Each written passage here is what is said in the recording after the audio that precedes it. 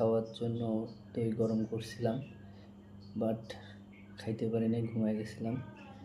তো আজকে সারাদিনের রোজা ছিলাম, সেই জন্য খাইতে পারি নাই। এই জন্য সন্ধ্যার পর ইফতার করার পর, নামাজ পড়ার পর দই খাচ্ছি।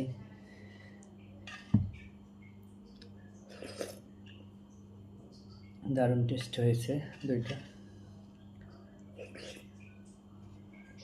অসাধারণ।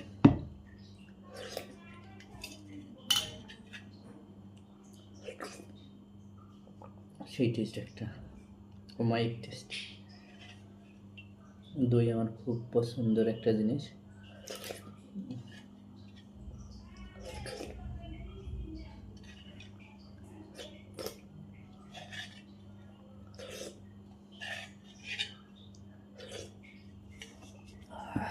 সেই মজা।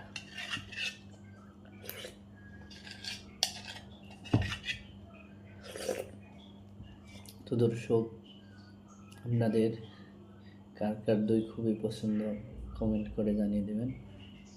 তো ভালো থাকবেন সবাই, আল্লাহ হাফেজ।